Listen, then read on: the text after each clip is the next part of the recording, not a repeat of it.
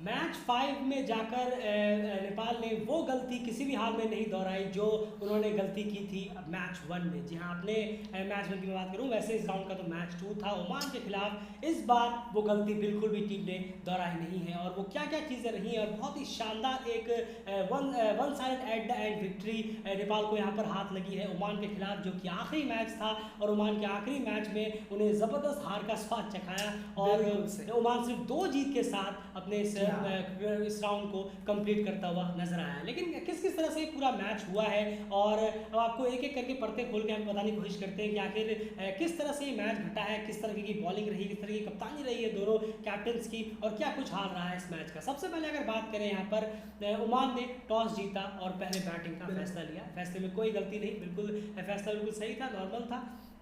अब यहाँ पर अगर बात करें, जब पहले बैटिंग के लिए ओमान उतरा कश्यप प्रजापति और जतिंदर सिंह, यहाँ काफ़ी अच्छे फॉर्म में थे वो इस राउंड में। यहाँ पर अहम बात करें, आज ये पहली बार नहीं हुआ है इस राउंड में। करण केसी की जिस तरह से बॉलिंग रही है, करण केसी का जिस तरह से कंट्रीब्यूशन रहा है, आउटस्टैंडिंग रहा है नेपाल के लिए, इसमें कोई राय नहीं है। लेकिन इस फेस में आकर और ज़्यादा वो बेहतरीन परफॉर्मेंस निकल कर उनकी आ रही है। ये दूसरा 5 विकेट हॉल हो गया उनका। बिल्कुल, बहुत शानदार, खास करके जो उन्होंने 2 विकेट शुरू में निकाले। बिल्कुल सही कहा आपने, शुरू के जो 2 विकेट हैं उनके, आपका देखें कश्यप प्रजापति, जी हाँ, जो प्ले डाउन हुए थे, बॉल ऊपर की तरफ निकल रही थी, उन्होंने मारने का ट्राई किया, कट खेलने का ट्राई किया, पर प्ले डाउन हुए, बल्ले का निचली गिराने लगा और बोल्ड हो गए। बहुत अच्छी बॉल थी वो, खैर ऑफ स्टंप के चैनल पर थी। और साथ ही साथ जहाँ पर शोएब खान, जी हाँ, जो शोएब खान आउट हुए, वो सीधा मिड विकेट पे देव खन्ना को कैच दे दिया। तो बहुत अच्छी फील्डिंग प्लेसमेंट थी, एक लंबे चौड़े एक कद के लड़के को भी, प्लेयर को भी वहाँ लगा के रखा। ये बहुत अच्छा प्लान था करण केसी का और कप्तान के द्वारा कि हाँ, एक मिड विकेट चाहिए। चेस्ट हाइट पे उन्होंने बॉल रखी और सीधा मिड विकेट पे गई, जो कि बहुत एक प्लान के मुताबिक बहुत शानदार लगा जब देखा हमने डायरेक्ट। तो ये बहुत ही प्लान विकेट था जो शोएब खान का गिरा। बिल्कुल, तो कहीं ना कहीं ये 2 विकेट के साथ ही नेपाल जो था वो पूरी तरह से टॉप पे था, क्योंकि 2 बहुत बड़े विकेट निकाल लिए थे। कश्यप प्रजापति इस राउंड में सेंचुरियन थे और शोएब खान जिन्होंने 250 अब तक लगाई थी, दोनों को बहुत ही आराम से सस्ते में पवेलियन यहाँ पर लौटा दिया गया। इससे पहले वाले मैच में भी जब ओमान से नेपाल का सामना हुआ था इसी राउंड में, वहाँ पर भी इन दोनों को बहुत ही सस्ते में नेपाल ने निपटा दिया था। लेकिन इस इनिंग की बात करें एंड अगर यहाँ पर उसके बाद जतिंदर सिंह थोड़ा कोशिश की, लेकिन अब यहाँ पर फेस आ जाती है Sandeep Lamichhane as a bowler. जब Sandeep Lamichhane as a bowler आपको देखने को मिले तो उससे बेहतरीन विजुअल ट्रीट की अगर मैं बात करूं तो शायद ही किसी को मिलेगा जब हम बात करें एसोसिएट क्रिकेट में स्पिन डिपार्टमेंट। बिल्कुल सही कहा आपने, थोड़ा सा यहाँ पार्टनरशिप बिल्डअप होने की कोशिश हो रही थी और जतिंदर सिंह थोड़ा सा टिकने की कोशिश कर ही रहे थे, लेकिन अचानक एक ऐसी गुगली डाली यहाँ पर संदीप लामिछाने ने जो पढ़कर सीधा अंदर घुस गई। जी हाँ, लेग स्पिन होती तो एज यूजुअल लेग पड़ता और बाहर की तरफ निकल जाती। गुगली थी, सीधा अंदर की तरफ मिडिल स्टंप की तरफ गई और जतिंदर सिंह शॉक हो गए। उनको लगा कि क्या हो गया, कौन सी पिच पर आ गया मैं, ऐसा उनका एक इमोशन था चेहरे का। और जो आउटस्टैंडिंग बॉल थी, उसके बाद अयान खान भी गुगली पे आउट हुए। अयान खान को भी गुगली डाल के आउट किया है। यहाँ गुगली का बहुत इस्तेमाल किया है संदीप ने, लेग स्पिन पर कम गए हैं वो, गुगली का ज़्यादा इस्तेमाल किया है। पढ़ के सीधा लेफ्टी हैं अयान खान, तो उनके लिए पढ़ के एकदम बाहर निकली। जैसे ही वो डिफेंस करने गए, वो डिफेंस हुई नहीं, टॉप ऑफ बेल्स उड़े ऊपर के और वो बिल्कुल बोल्ड हो गए। शान मकसूद भी गुस्सा हो रहे थे कि क्या खेला आपने, ऐसे करके बता रहे थे वो। पर शान मकसूद, उनकी गलती किसी की नहीं, गलती संदीप की है कि उन्होंने इतनी खूबसूरत बॉल डाली कि दोनों नहीं समझ पाए। जी हाँ, कभी कभी क्रेडिट आपको बॉलर्स को देना होता है, क्योंकि कभी कभी बॉलर जो है वो इस तरह की बॉल डालता है जहाँ पर कितना भी अच्छा बैट्समैन क्यों ना हो, कितने भी फॉर्म में क्यों ना हो, लेकिन उनके पास उनका जवाब नहीं होता। इसलिए आप कहते हैं कि कुछ बेहतर बॉलर, कुछ बेहतर बैट्समैन, कुछ बेहतर ऑलराउंडर, कुछ बेहतर फील्डर, उनकी एक अपनी एक कला होती है। अगर संदीप लामिछाने ने कल वो कला अपनी दिखाई है बॉलिंग यूनिट में, इसको कोई दोहराई नहीं है। लेकिन उसके बाद अगर बात करें यार, जिशान मकसूद और मैं बात करूँ यहाँ पर संदीप कौर, इन दोनों ने एक बहुत अच्छी पार्टनरशिप यहाँ पर करने की कोशिश की। लगातार वो बिल्डअप करते हुए नजर आ रहे थे। जिशान मकसूद एक बहुत ही बेहतरीन क्वालिटी प्लेयर है, इसमें कोई दोहराई नहीं है। कल फिर से उन्होंने हाफ सेंचुरी लगाई। अब बहुत क्रूशियल सिचुएशन था, शायद 100 के अंदर टीम ऑल आउट होने होती अगर वो पार्टनरशिप नहीं होती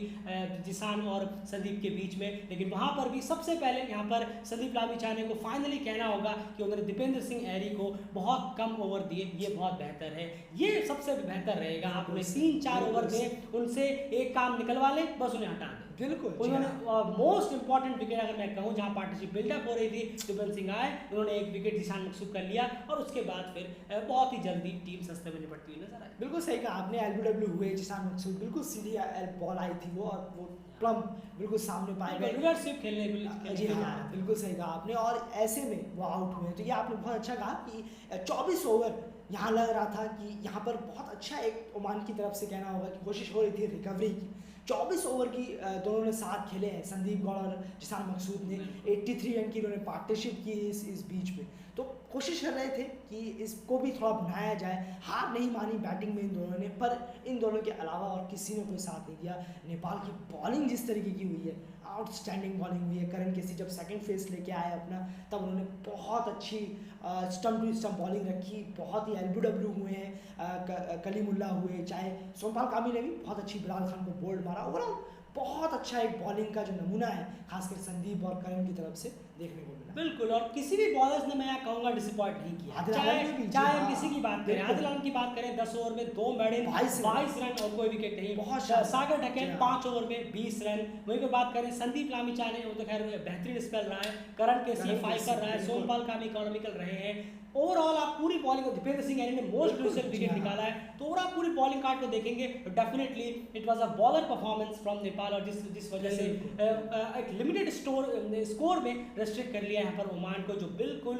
110% चेजेबल था दुनिया के किसी भी ग्राउंड में अगर हम बात करें। तो यहाँ पर ओवरऑल एंड एक छोटी सी जरूर पूछना चाहूँगा, करण केसी के इस फाइफर को आप किस तरह से देखते हैं, किस तरह की बॉलिंग और किस तरह की फील्डिंग प्लेसमेंट का यूज़ किया उन्होंने कि उन्हें सक्सेसफुली फाइफर मिला, और करण केसी का परफॉर्मेंस जो है वो बहुत ज़्यादा कंट्रीब्यूशन जो है वो बहुत ज़्यादा हाई हुआ है नेपाल के इस फेस में अगर हम बात करें। बिल्कुल सही कहा, और ये होना भी चाहिए कि आप टीम में हैं, वेटरन प्लेयर हैं, आप हैं, सोमपाल हैं, बहुत बड़े बड़े आप पुराने प्लेयर हैं टीम के, तो परफॉर्मेंस का लेवल भी एकदम हाई होना चाहिए। और फील्डिंग प्लेसमेंट की बात है, आउटस्टैंडिंग रही है। मैंने पहले ही कहा देव खनल को मिड विकेट पे रखा था, लंबे हैं और बहुत सही प्लान उन्होंने लगाया।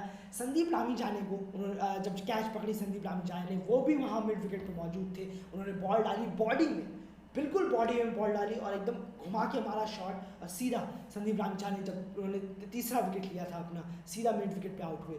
एक और विकेट जब उन्होंने लिया तो वहाँ सीधा डीप कवर की तरफ उन्होंने बाहर की तरफ बॉल रखी, और डीप कवर की तरफ सोमपाल कामी खड़े हुए थे, उन्होंने सीधा ऑफ साइड की तरफ सीधा हाथों में कैच आई, और तो बहुत प्लान के हिसाब से बॉल डाली थी बाहर, और उनको पता था कि ये बल्ला मारेंगे तो सोमपाल कामी वहाँ होने चाहिए बाहर लगे हुए ऑफ साइड के डीप कवर में, और एग्जैक्टली वहीं वो मौजूद थे। बहुत ही शानदार एक्सपीरियंस बॉलिंग का नमूना देखने को मिला है, ये 5 विकेट एक्सपीरियंस बॉलिंग के साथ मिले हैं, ना कि कोई फ्लूक के साथ। बिल्कुल, ये कहना होगा कि करण केसी ने प्रॉपर एक्सपीरियंस अपना कल शो किया है, जो उनका बेस्ट बॉलिंग फिगर है ओडीआई में। जी हाँ, ये उनका बेस्ट बॉलिंग फिगर है, क्योंकि उन्होंने एक ओवर कंप्लीट भी नहीं किया, 9 ओवर में 33 रन देकर 5 विकेट, ये उनकी बेस्ट ओडीआई बॉलिंग फिगर है अब तक की। बहुत सारे रिकॉर्ड्स इस मैच में बने हैं, वो रिकॉर्ड्स की जो टैली है वो अभी आपको थोड़ी देर में कम्युनिटी में प्रोवाइड करा दी जाएगी। अब यहाँ बात करते हैं चेस की।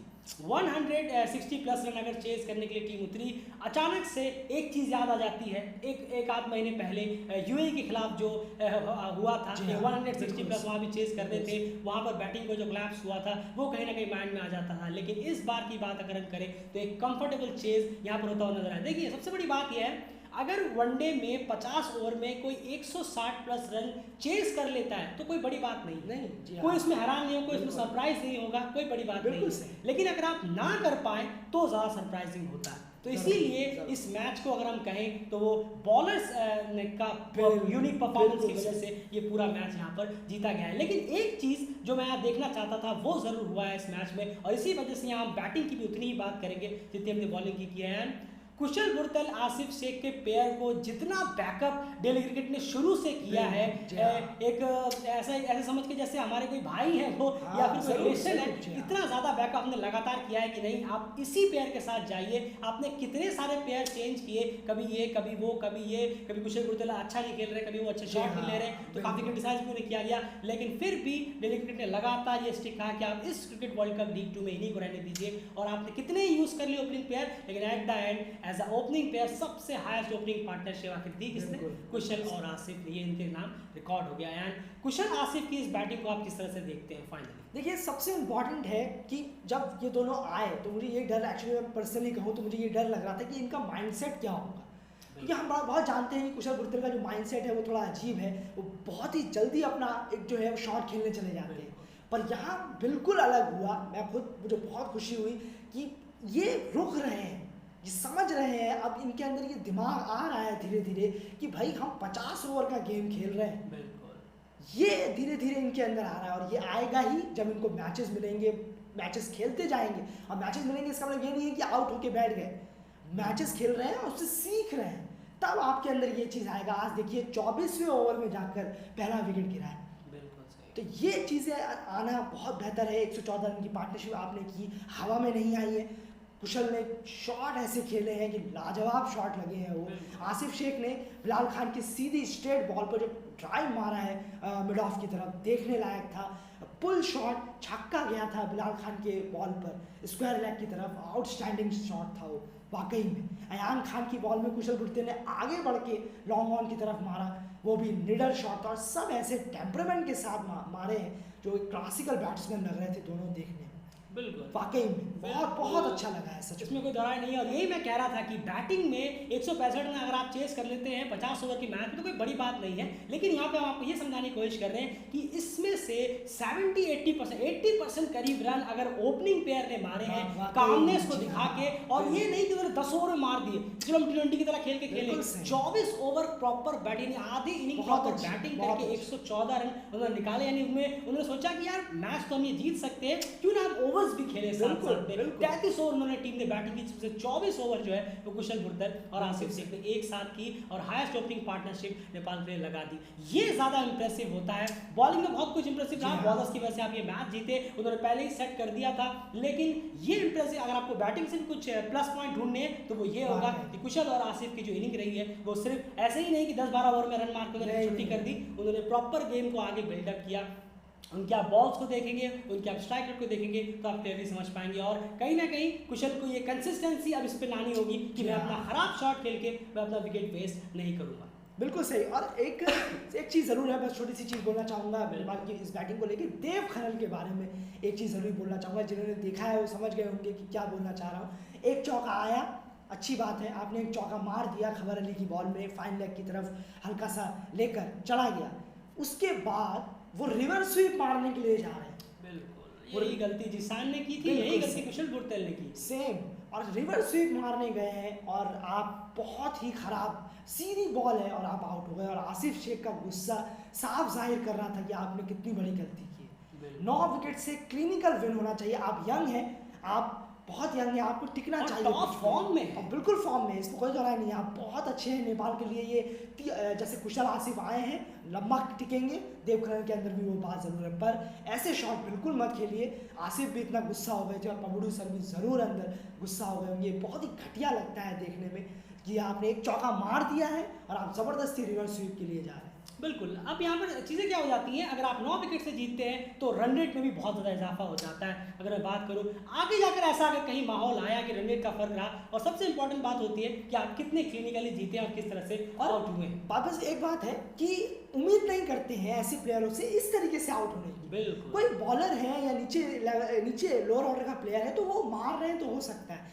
देव खनल 1 डाउन के प्लेयर, इसलिए आसिफ भी शायद मेरे हिसाब से इतने गुस्सा हो गए कि उनको हाथ ऐसे करके करना पड़ा, वो बिल्कुल नाराज़ हो गए थे। और पबड़ू सर भी डेफिनेटली हुए होंगे 1 डाउन के प्लेयर के साथ, और वो भी देव खनल इतने अच्छे क्वालिटी के प्लेयर। बिल्कुल। और उम्मीद है कि इससे बहुत जल्दी वो सीखेंगे और ये गलती वो दोबारा नहीं दोहराएंगे। चलिए, गलती इंसान ही करता है, लेकिन आप दोहराएंगे उसे तो गलत होगा। अभी तक आप दोहराएंगे, अब देखना होगा आगे। अब उम्मीद है कि आप उस गलती को बिल्कुल नहीं दोहराएंगे। आराम से 9 विकेट से क्लिनिकल विन हो सकता था। ओवरऑल बस इस मैच में यही एक लूप होल था, संदीप माफ कीजिएगा, इस नेपाल की तरफ से, बस कि इस मैच को आप देव खनल का जो आउट था, बस यही एक थोड़ा सा जो कह सकते हैं लूप होल रहा है। वरना ओवरऑल क्लिनिकल परफॉर्मेंस नेपाल की यहाँ पर रही है इस मैच में, कोई दौरा नहीं है। बॉलिंग डिपार्टमेंट की बात करें, बैटिंग में जो कुशल आसिफ ने मोस्टली ये मैच जीते इस वजह से। फिलहाल इस एनालिसिस में इतना ही। प्लीज़ एफर्ट के लिए वीडियो को Please, लाइक जी जरूर हाँ, करिए। बिल्कुल। लगातार आपके सामने हम एनालिसिस पेश करते रहते हैं और मैचेस को पूरा देखकर बेहतर तरीके से आपके पास समझ कर लेके आने की पूरी हमारी कोशिश रहती है। प्लीज़ एफर्ट के लिए वीडियो को लाइक जरूर करिए। आपकी क्या राय है कमेंट बॉक्स में जरूर, जरूर जी हाँ। रखिए।